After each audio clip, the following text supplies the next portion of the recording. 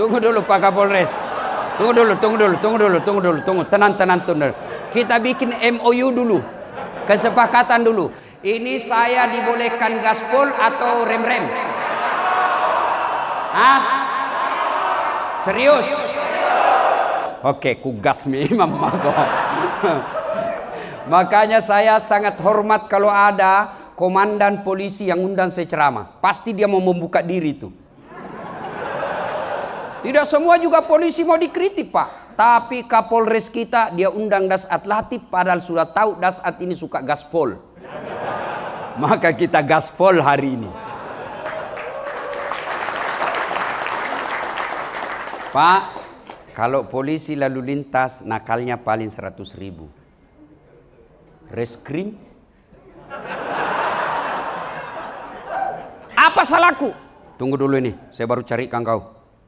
Apa salahmu ini? Berat ini. Tenang, bisa diatur. Alhamdulillahi rabbil alamin.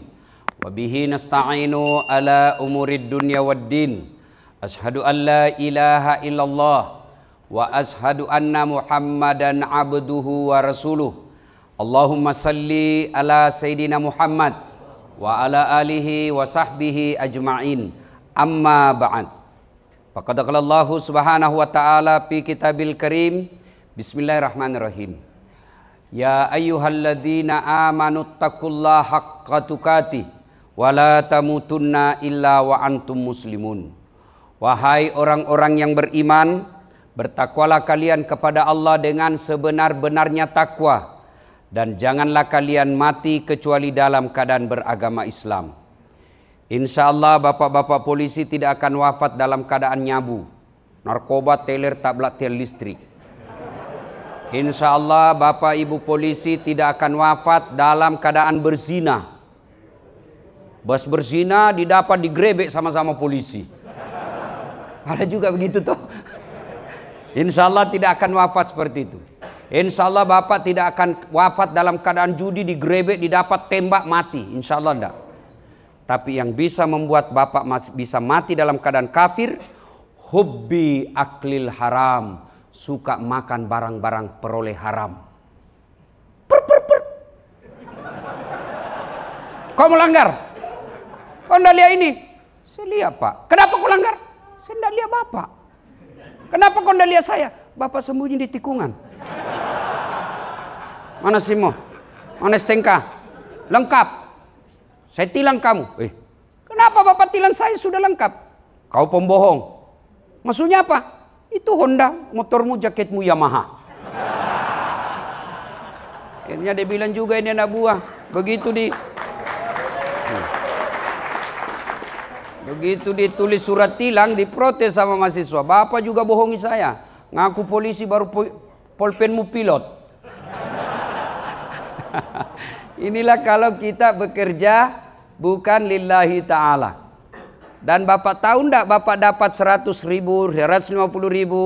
Ini Pak bapak dapat. Semua yang pulang ini Pak yang dapat keluar duitnya 150.000. Bapak disumpahi Pak. Makan kau itu mudah. Makan. Mampus kau. Jangan ketawa bos. Saya serius ini. Hah? Bagaimana hidup mau berkah kalau orang sumpahi begini Pak? Dan itu tiap hari. Allahu Akbar. Kalau Satlantas paling 100.000, 200.000. Kalau Sat narkoba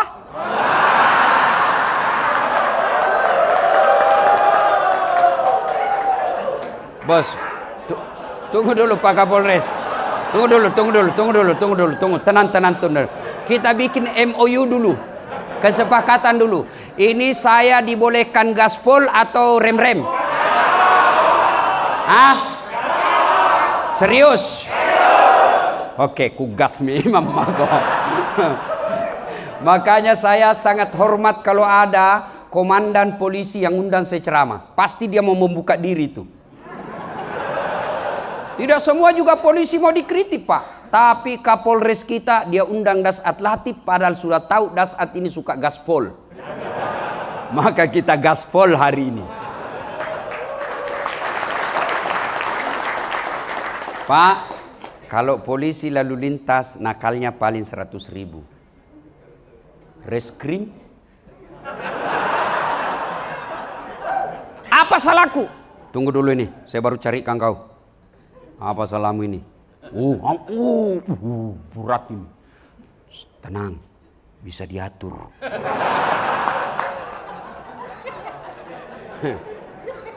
Bos, Bapak dapat duit 100 juta, 200 juta, tapi secara haram membentuk jati diri, membentuk tubuhmu, itu yang membuat kamu keras hati dan keras kepala.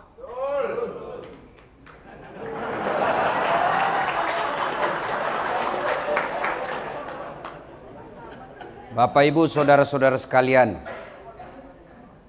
Kombes sementara, Jenderal sementara, Kapolres, polisi, Polwan, Ustadz, tua sementara, muda sementara, senang sementara, bahkan susah sekalipun sementara. Apa yang abadi? Tanggung jawabmu waktu kau hidup. Dikejar tuh nanti di akhirat. Mana itu yang jahat? Kalau manusia bisa ditipu tak? Bapak mati jahat, waktu aktif banyak kejahatan, meskipun bapak dimakamkan di bawah bendera, tembakan salpo berapa kali? 17 kali. Puk! Tuh! Kau kira malaikat mundur?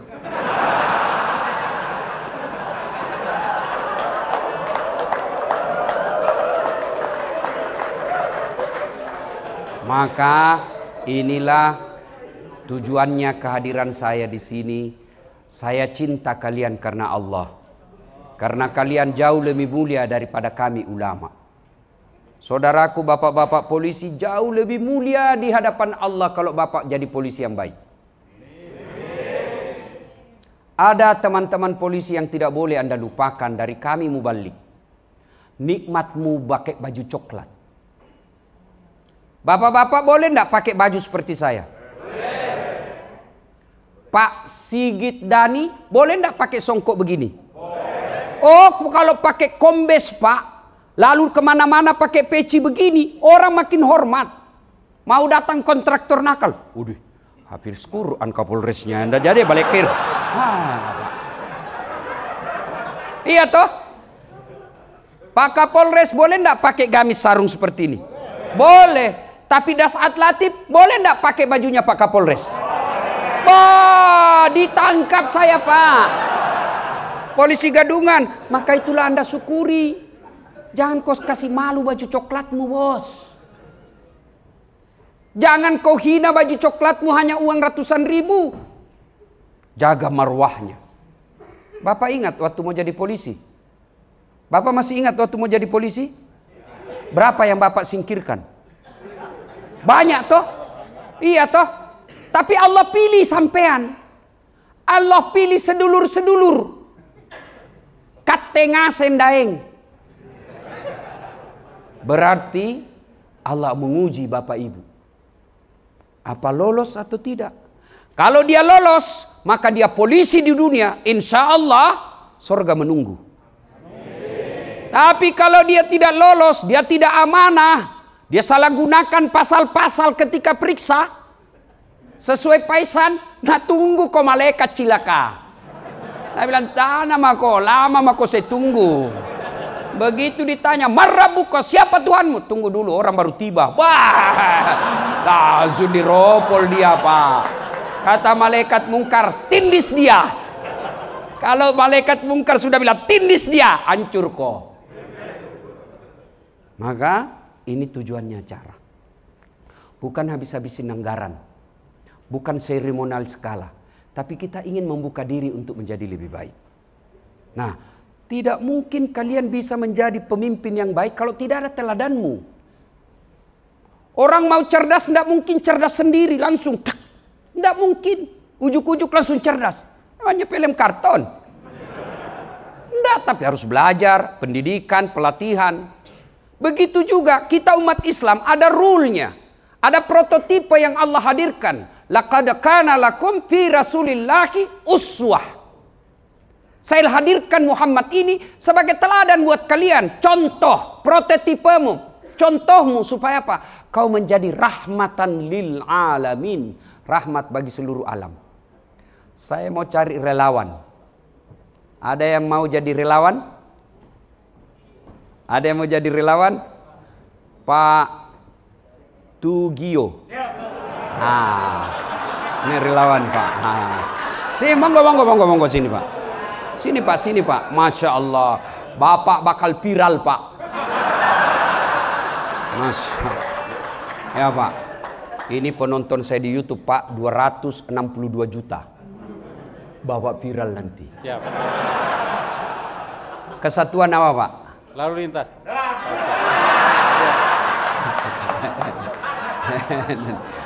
Oke. Sekarang apa tema maulid kita? Dengan aktualisasi keteladanan. Selalu teladan. Iya toh? Saya dari Sabang sampai Merauke ceramah. Kemarin saya dari Natuna. Tadi malam dari Polda Banten. Semua temanya sama. Dengan hikmah maulid kita meneladani Nabi. Pertanyaannya, bagaimana kau mau teladani Nabi? Kalau kau tidak tahu sejarahnya Nabi. Pertama. Tanggal berapa, hari apa, bulan apa lahirnya Nabi?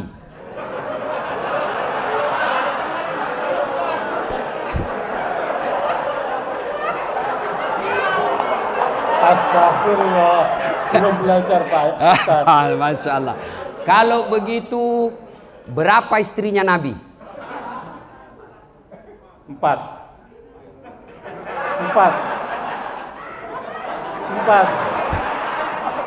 Kalau begitu, berapa anaknya Nabi?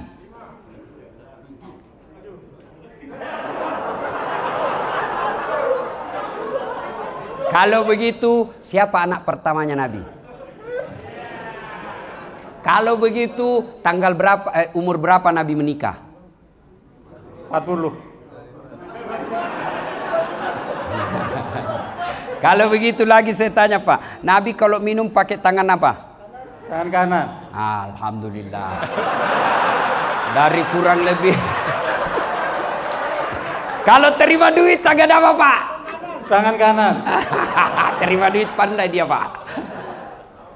Selamat duduk kembali. Terima kasih. Saya doakan Bapak segera menjadi kompol. Amin. Amin. Terima kasih.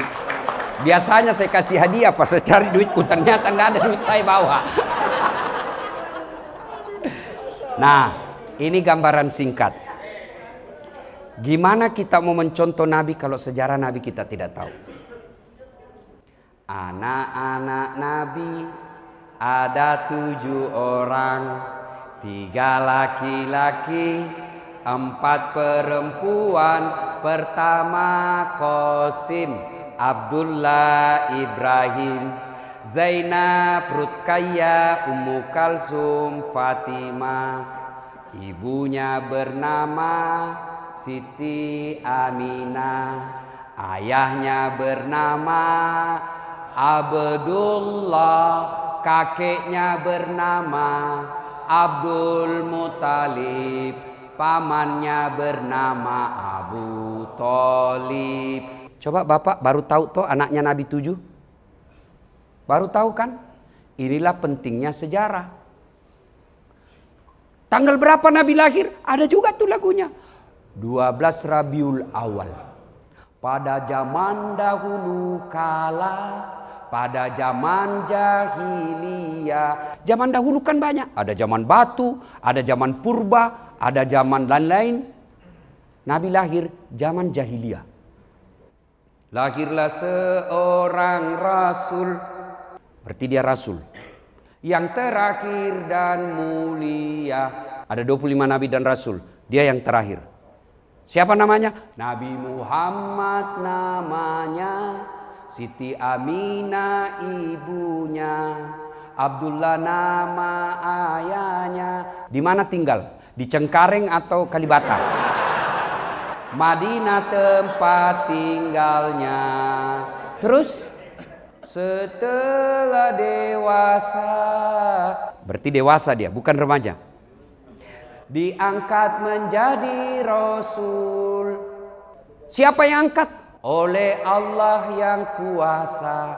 Allah itu siapa? Pencipta alam semesta.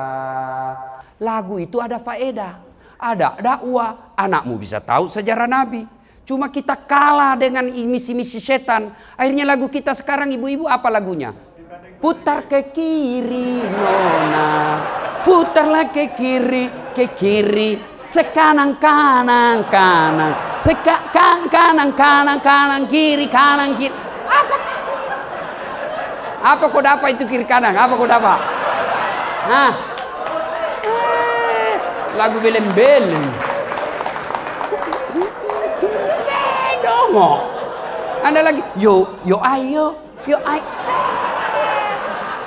Coba kalau lagu begini, kasih anakmu, perdengarkan di rumahmu. Minimal dia tahu. Anak saya langsung tahu setelah saya ajarkan lagu. Oh, anaknya Nabi 7. Coba kita kan lagunya. Bu ami belalang kupu-kupu, siang makan nasi, kalau malam minum susu. Ih, hoax. Mana ada kupu-kupu makan nasi?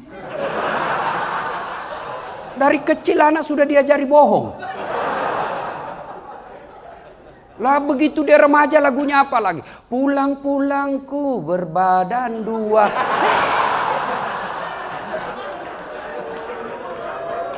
Nah, inilah Bapak Ibu pentingnya kita menghadiri acara peringatan Maulid.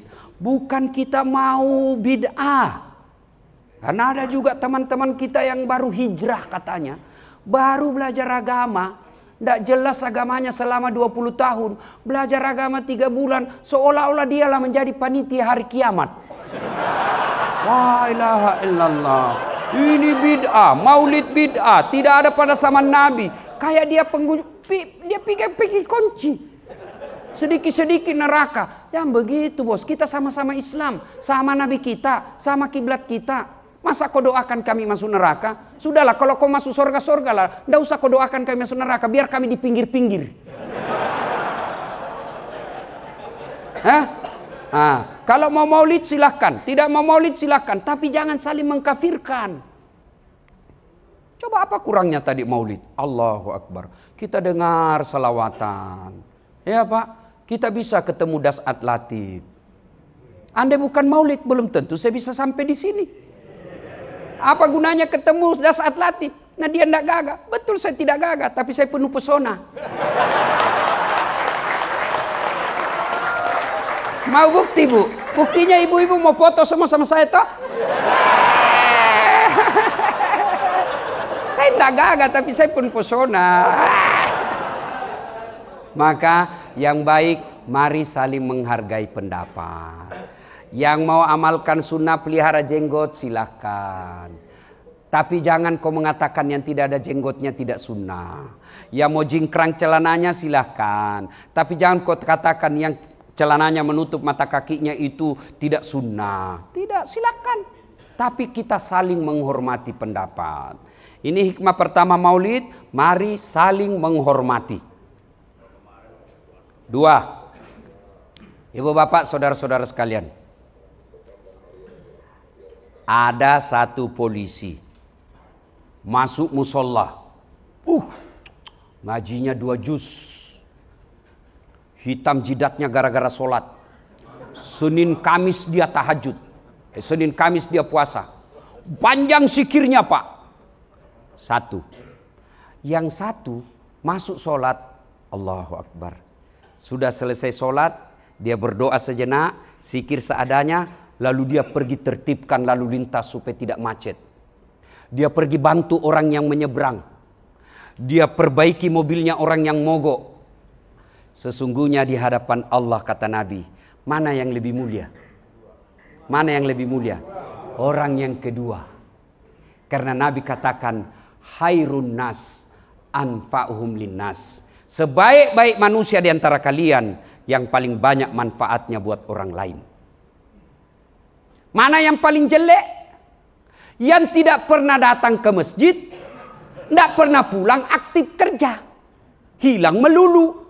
Bohongi pimpinan. Yang ketawa, saya serius ini. Maka jadilah manfaat. Saudaraku Bapak polisi, keliru kalian kalau tidak memudahkan polisimu masuk surga. Keliru itu, keliru. Klero. Kleru.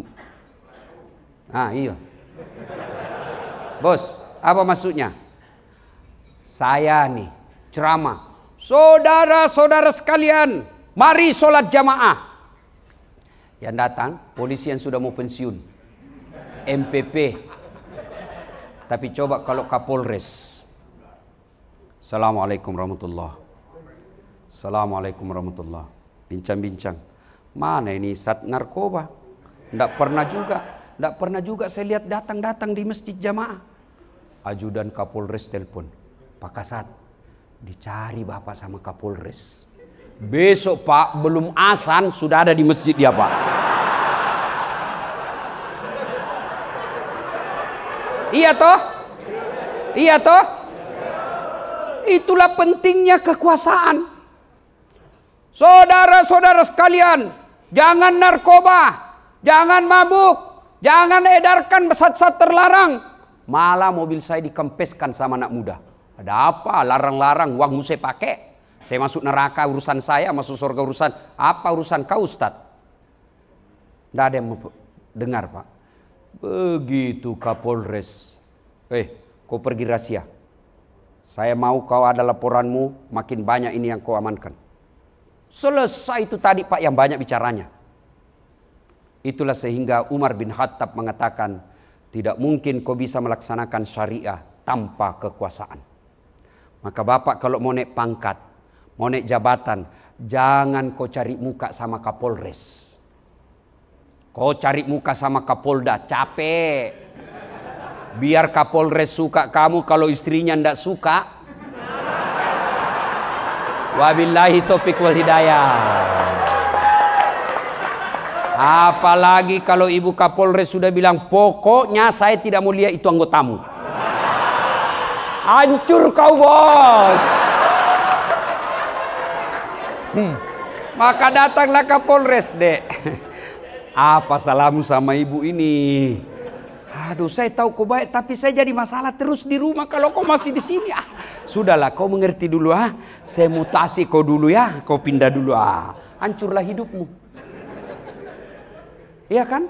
Ini Ibu Bayangkari nih Pak, non job tapi penentu job. Iya toh? Masya Allah. Tunjukkan saya di sini polisi yang tidak takut sama istrinya. Muka-muka takut sama istri ini Pak. Kalau saya, demi Allah saya tidak pernah takut sama istri saya. Cuma istriku lebih berani dari saya. Maka saudara, jadilah polisi yang banyak manfaat. Anda di Sabara, ya sabarlah.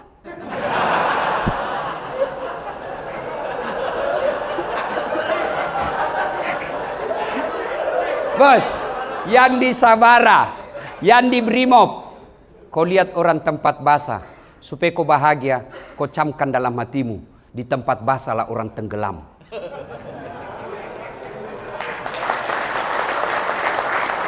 Tidak ada orang tenggelam Pak di tempat kering. Masya Allah. Bapak tahu enggak? Bapak kalau mati nanti, itu bakal ditanya Pak dari A sampai Z, dari mana kau dapat? Itu jammu, Rolex, dari mana kau dapat itu?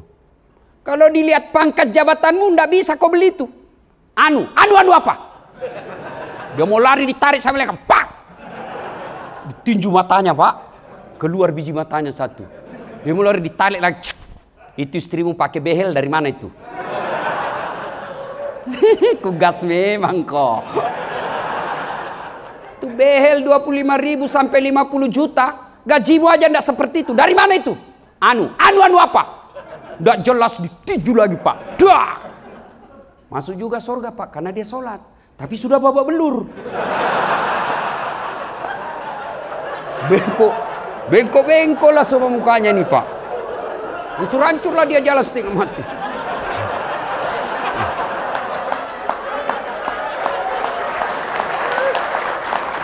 Wih. Ketemu kawannya yang sipil di Polres Bandara. Sipil dia di bandara, ketemu Polres Bandara. Komandan, kenapa mukamu itu hancur-hancur? Jangan banyak tanya di situ.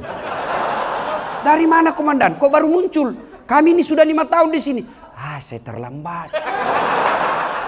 Kenapa bisa terlambat? Bukannya ada 4 mobilmu itu hari, komandan? Dia bilang, iyo, gara-gara itulah 4 mobil, banyak sekali pertanyaan. Hati-hati kok. Bos, kalau ini Bapak pegang, insya Allah Bapak tidak akan menghalalkan segala cara. Ya, Pak, jadilah manusia manfaat. Ada polisi ibadahnya baik, tapi dia tidak manfaat buat orang lain. Itu bukan orang mulia.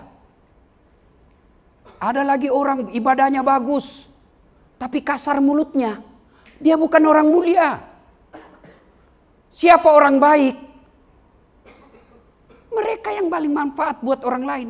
Dan manfaat buat orang lain tidak mungkin tercapai kalau akhlakmu buruk.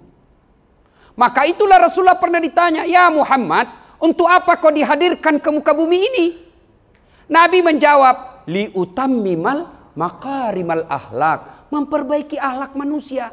Maka kalau Bapak mau jadi polisi presisi, muliakan akhlakmu. Tutur katamu baik. Senyumanmu manis. Jangan kepada poluan saja. Sama istrinya orang sopan betul bicara. Iya Bu, gimana kabar? Gimana di rumah? Sekali istrinya, apa? Lihat-lihat terus. Teladan Pak. Bapak jadi komandan, apakah itu cuma 15 anak buahmu di ruangan? Kau jadi teladan. Dan kalau kau jadi teladan, begitu kau pensiun, anak buahmu masih kenang kebaikanmu. Begitu kau sudah pensiun, anak-anakmu diurus oleh anak buahmu dulu. Kenapa? Karena dia merasa, oh ini bapak dulu baik, banyak gunanya buat saya. Tapi kalau kau jahat, kasar, dia baik di depanmu, tapi selalu doakan mudah-mudahan mutasi, mudah-mudahan mutasi. Pembawa bencana aja di sini dia. Betul toh? Betul toh? Hei. Betul. Maka jadi manfaat. Jadi manfaat. Gimana jadi manfaat? Jangan kasar ngomongmu. Katanya mau meneladani Nabi. Anda tahu enggak? Nabi sepanjang hidupnya enggak pernah bicara kasar. Jadi kalau ada orang dia bilang ulama dirinya, dia bilang penceramah, dia bilang dai, lalu kasar mulutnya, dari mana dapat teladang?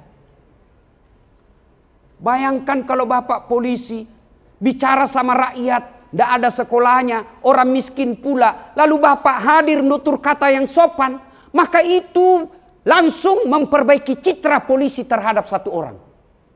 Begitu ada orang jelek-jelekan polisi, dia hadir, Anda begitu, polisi yang saya kenal ini begini. Maka benar tak kata tadi Pak Bambang yang jemput saya. Disampaikan ke anak buah, dimanapun kau berada, mau dinas atau tidak, jadikan dirimu sebagai wakil keadilan negara yang ada di situ.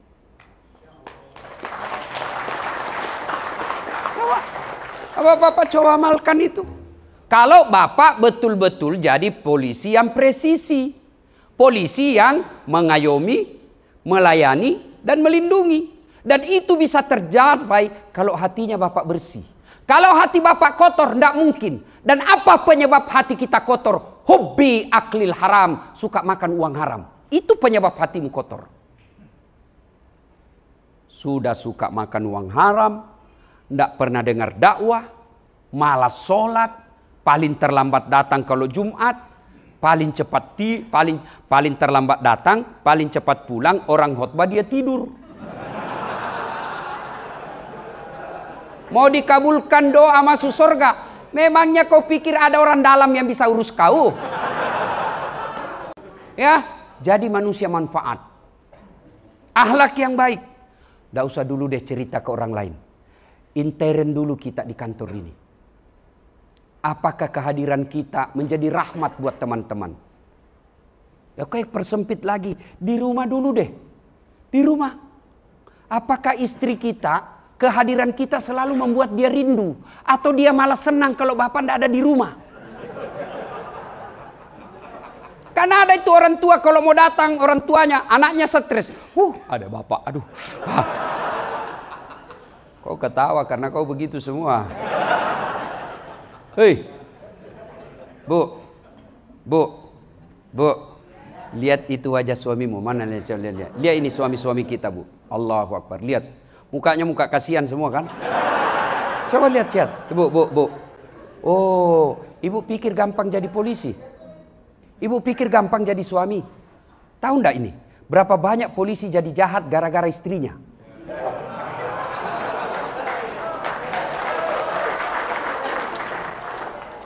Dia kompori suaminya.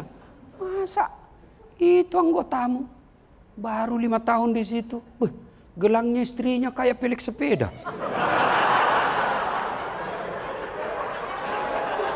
Kamu ini sudah 7 tahun, kau kasat lagi di situ. Ini cincin saya masih cincin nikah, itu pun dulu saya kasih kau duit untuk beli nikah saya. Nah, ini tukang kompor namanya. Dan Bu, suami itu kadang-kala menjadi jahat karena berlebihan cintanya kepada istrinya. Sehingga apa? Takut sama istrinya. Karena takut sama istrinya, maka apapun dia mau lakukan, yang penting istrinya tidak marah.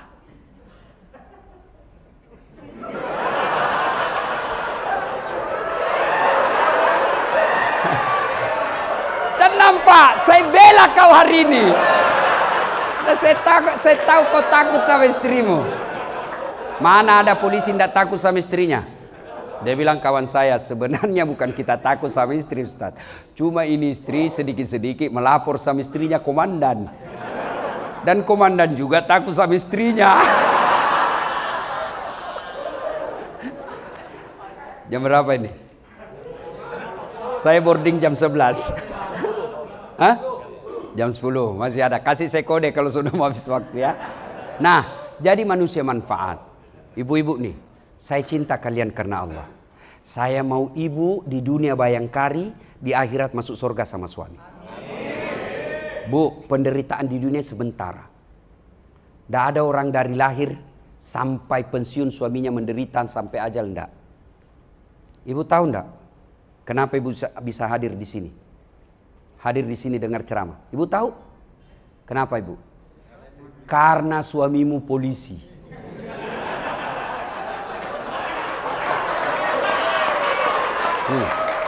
Coba kalau suamimu Satpol PP, nggak hadir kau di sini. Maka bersyukur. Dengan cara apa? Jaga suamimu. Bagaimana jaga suamimu? Bukan periksa HP-nya. Kau periksa HP-nya, reserse itu suamimu. Dia lebih tahu dan lebih cerdas dari kamu.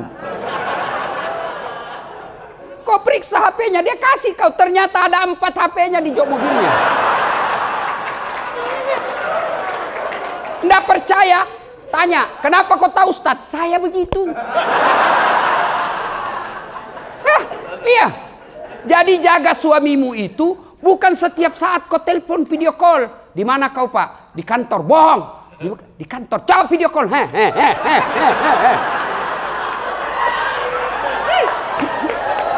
Kau alami semua itu toh?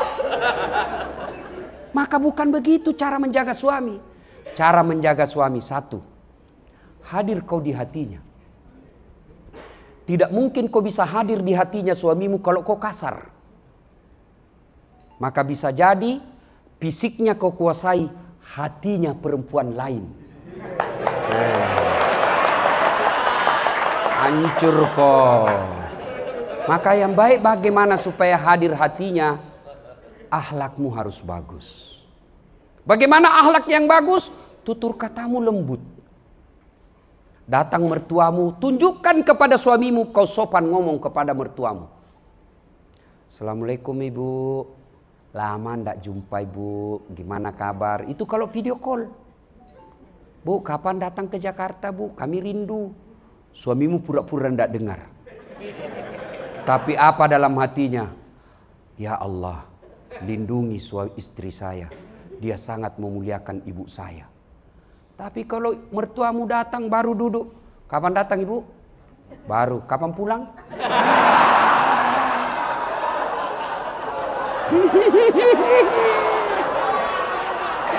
Malah yang lebih parah, dia cemburu sama mertuanya. Apa? Mamamu terus. Datang lagi tuh dari Jawa, bawa beras 50 kilo, ayam 2 ekor. Lepas 1 di terminal. Nanti pulang-pulang minta 5 juta.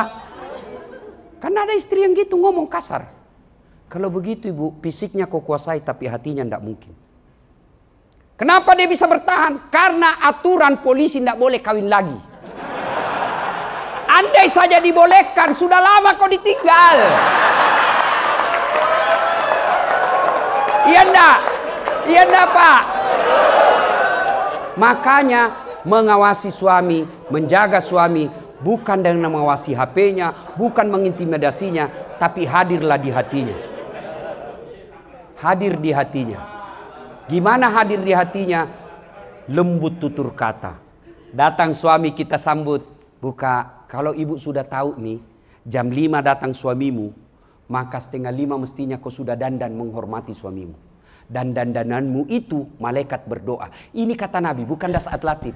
Dandananmu itu Nabi malaikat berdoa. Ya Allah, rahmati wanita ini karena dia dandan untuk menyenangkan hati suaminya. Ada istrimu dandan kalau kau mau pulang?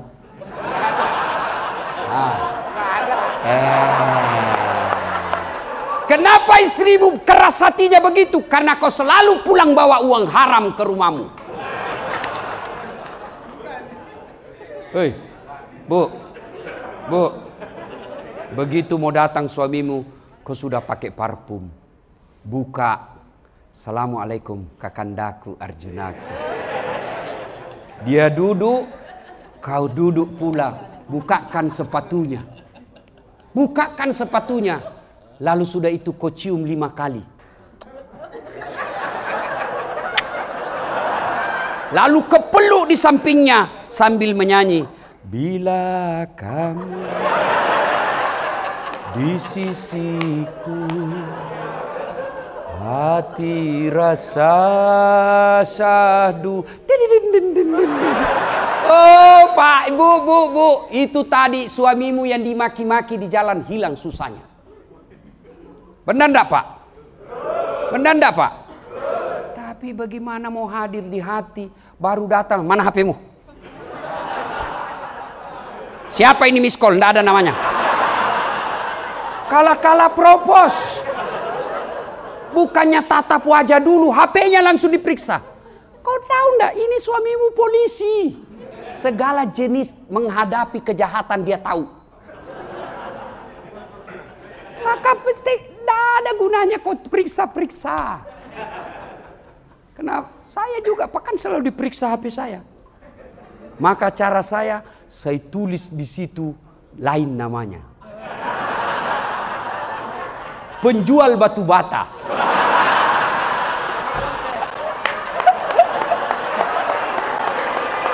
Begitu saya lagi santai-santai, tiba-tiba Mama Jece berteriak, Ustadz, ada telepon. Siapa sayang? Penjual batu bata. Saya tenang dulu Pak, supaya tidak panik, karena kalau panik ketahuan. Jangan kau angkat sayang, tagihan itu. Perempuan kan paling takut sama tagihan. Oh dia tidak angkat, aman saya Pak. Alhamdulillah aman.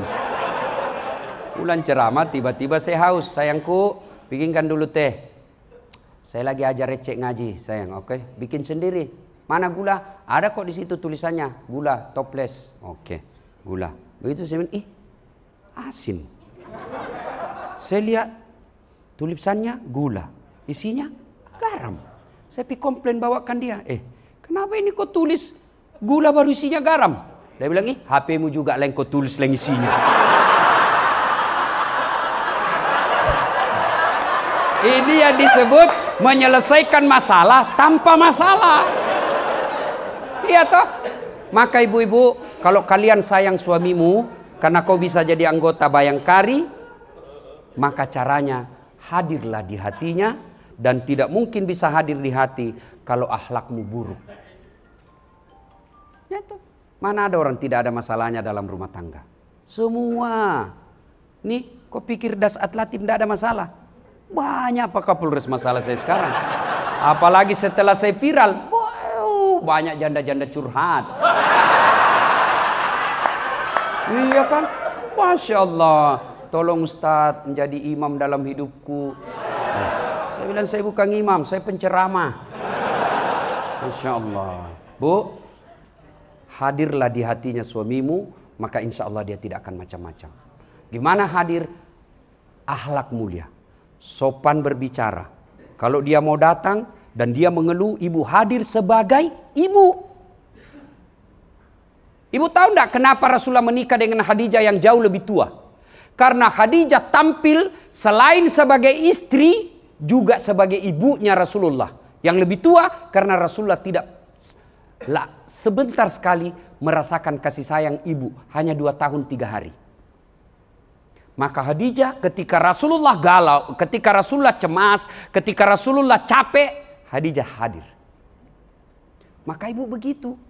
Kalau suami mengeluh pekerjaan kantor, memang begitu bang. Beginilah pekerjaan. Syukur-syukur bang, bisa jadi anggota polisi. Banyak orang di PHK. Alhamdulillah bang. Karena jadi polisi itu tidak gampang bu. Di jalan kepanasan, di warung kopi baru mau masuk dicurigai orang, mau ditraktir lagi itu, mau ditraktir. Itu ibu, iya toh? Iya toh? Sampai di kantor dimaki-maki lagi sama komandan. Siap salah komandan, siap salah komandan, ditendang, siap salah komandan. Sampai di rumah kok maki-maki lagi. Gimana enaknya jadi polisi nih? Ibu pikir kalau suami pulang kampung ibu tidak pakai baju baru, mereka tidak malu? Malu juga dia pak. Maka jadilah istri yang hadir di hatinya karena akhlak mulia. Biar muka ibu seadanya.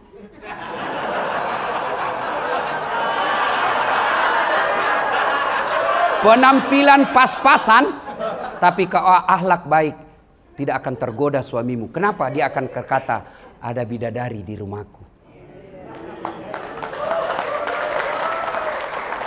Tapi kalau sudah muka hancur, akhlak kesurupan, otak beleng-beleng. Bu. Bapak mau punya istri yang baik? Bapak mau? Tidak mungkin istrimu baik kalau kau selalu bawa pulang uang haram. Maka kalau sayang sama anak istrimu, jangan kau bawa ke rumahmu uang haram. Hari ini kau bawa barangkali 200. Besok juga 100. 3 hari berikutnya 200. Hari berlalu. Berganti. Akhirnya uang haram dianggap biasa. Akhirnya apa? Setengah mati kau cari nafkah, tapi istrimu di rumah tidak hargai kau. Anak-anakmu kasar sama kamu. Setengah mati kau sekolahkan, tapi begitu kau pensiun, dia lebih takut sama istrinya daripada orang tuanya. Begitu bapak pensiun, mulai stroke. Siapa yang ngantar kamu ke rumah sakit? Tetangga. Anakmu sibuk. Kenapa? Membentuk darah daging anakmu. Buang haram, akhirnya hatinya keras. Susah melihat orang tuanya baik. Percaya pak, tidak mungkin Rasulullah mengatakan, jangan kau kasih makan uang haram anakmu, supaya dia besar tidak berpikir yang haram-haram. Biarkan pangkat jabatan bapak seadanya, tapi kau punya anak yang soleh dan soleha.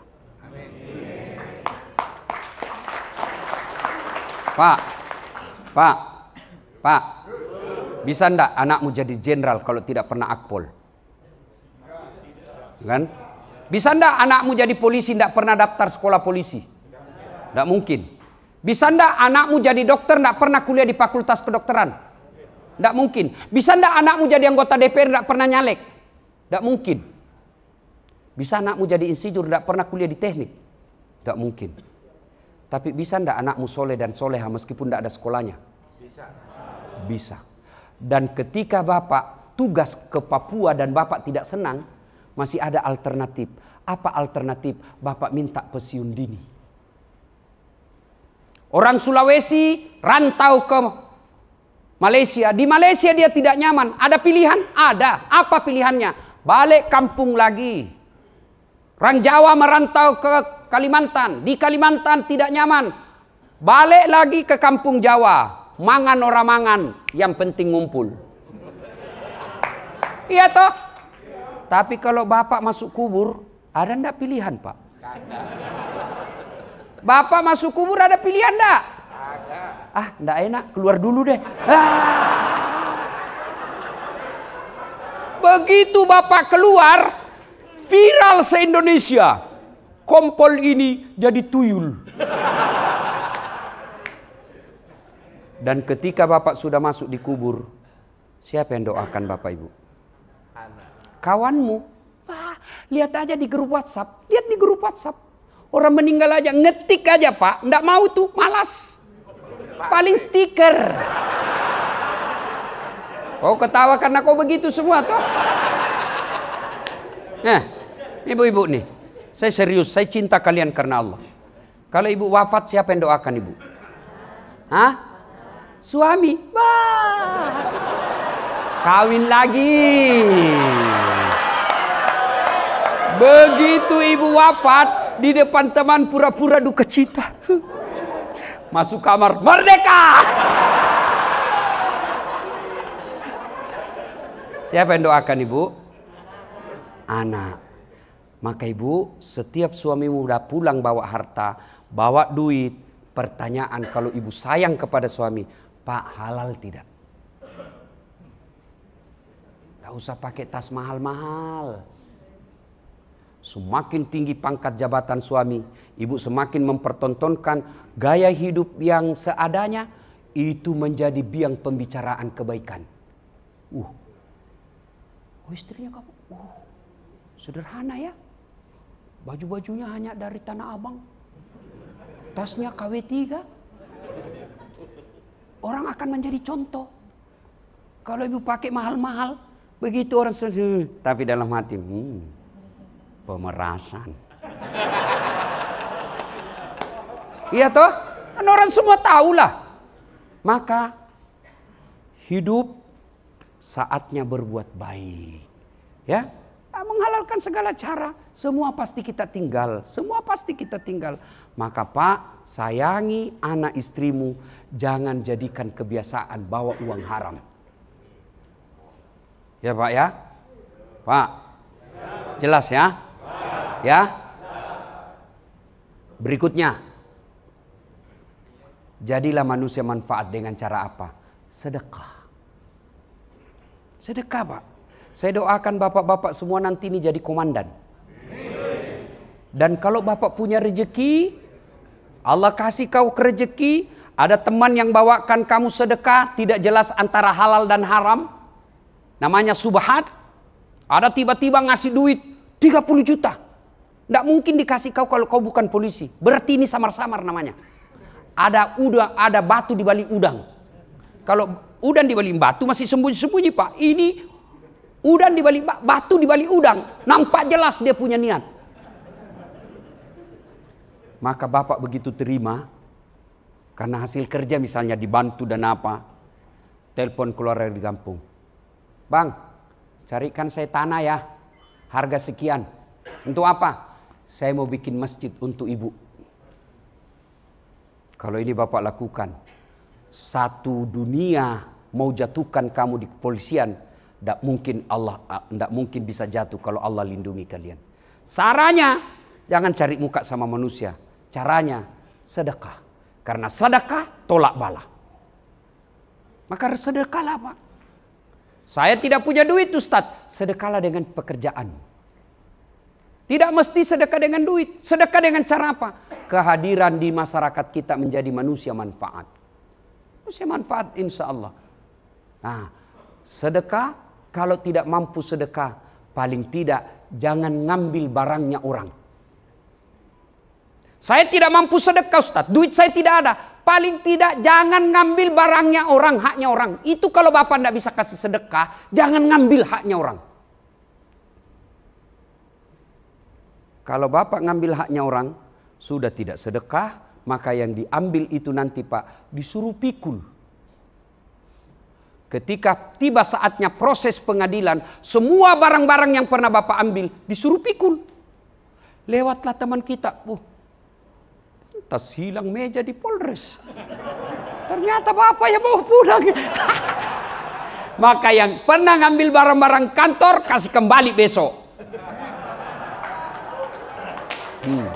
Printer kayak itu barang bukti. Saya juga biasa hilang, Pak. Kok bisa hilang barang bukti di kantor polisi? Nah, ini kantor polisi. Tidak mungkin ada orang lain masuk ngambil barang bukti dalam kantor polisi, Pak. Tidak mungkin. Lalu kenapa bisa hilang? Kalian lebih tahu dari saya. Ya? Iya, Pak ya? Dan kalau barang bukti narkoba ditangkap 10, hilang 9, 1 dibawa ke pengadilan, 9 itu yang akan kejar kalian sampai ke akhirat. Kau bisa dapat di dunia untung, tapi untungmu pasti sementara. Pasti sementara. Pasti sementara, Pak. Tapi tanggung jawabnya di akhirat selama-lamanya. Maka mudah-mudahan kehadiran kita di tempat ini setidaknya menjadi cas. Mudah-mudahan ada perbaikan kita bawa pulang. Hati dengan dakwah ibarat handphone dengan charge. Bapak-bapak kalau pakai handphone terus, kenapa handphonenya? Hah? Kalau lobet ngapa Bapak apain? Kalau tidak dicas kenapa? Kalau mati masih bisa dipakai? Enggak. Pulsanya 50 juta di dalam. Tidak ada baterainya. Bisa dipakai? Tidak mungkin. Begitu juga dengan hati kita. Lihat teman kita seangkatan, sudah menjadi kasih, sudah menjadi dir. Kita masih tinggal, itu dunia. Lihat rumahnya kawan kita yang bagus, dunia. Lihat kendaraannya teman kita, dunia. Lihat istrinya kawan kita yang cantik, dunia. Kapan akhirat? Inilah dakwah, casnya. Kalau Bapak pulang ini, lalu Bapak masih berkata, waduh saya kena itu ceramahnya Pak Ustadz. Mulai hari ini saya harus memperbaiki diri. Sambut kehangatan hati Bapak yang masih Allah kasih nur cahaya di dalamnya. Itulah yang Allah sebut. Ayat ini menjelaskan orang yang baik imannya itu, mereka kalau selesai dengar ceramah bertambah menjadi lebih baik. Sambut kebaikan itu, pelihara Pak. Tapi begitu Bapak keluar ruangan, tidak ada pengaruh, malah Bapak baku bisi. Dah ini tuh Ustaz tadi, ngegas saja terus kerjanya. Tidak enak didengar, jangan lagi kau panggil itu. Siapa yang panggil? Pak Reza. Jangan lagi kasih tahu. Tidak enak ceramahnya. Ini malah inilah yang disebut Allah sindir dalam Al-Quran. Bismillahirrahmanirrahim. Wa thawa'un alaihim a'anzartahum am lam tunsirhum. Kau sampaikan ayat Allah atau tidak sama saja, mereka tidak akan beriman. Bahkan mereka hatinya mati. Mereka inilah orang yang Allah gelar dengan istilah mereka lebih hina dari binatang. Lebih hina dari binatang. Bapak tahu kambing? Tahu kambing? Itu kambing, kakak saya, ibu saya dulu masih pelihara jual beli kambing. Kalau ada kambingnya suka ganggu, apa? Dia panggil penjaganya, jual. Nggak laku, bawa pulang, potong. Kakinya sop kikil. Isi perutnya coto. Dagingnya sate. Lidahnya sop lidah. Pipinya sop pipi. Ekornya sop buntut. Pelernya dibakar obat kuat. Iya toh? Kambing, nggak ada gunanya, potong. Dia mau jeli, jual. Nggak ada beli, potong. Tapi kalau ada anggota Polri, digaji tiap bulan, malas kerja, tukang tipu, meras orang, jelek mukanya, busuk mulutnya, mau diapa? Siapa yang mau makan? Ada mau makan pelernya. Inilah yang Allah sebut mereka lebih hina dari binatang. Kapolres hadir di tempat kita ini. Pak Sigit, Dani mengundang Dasat Latif agar anggotanya tidak menjadi lebih hina dari binatang. Mudah-mudahan ada manfaat karena waktu yang sangat ringkas. Insya Allah lain waktu dan kesempatan kita akan lanjutkan. Demikian usikum wa nafsi bitaqwallah.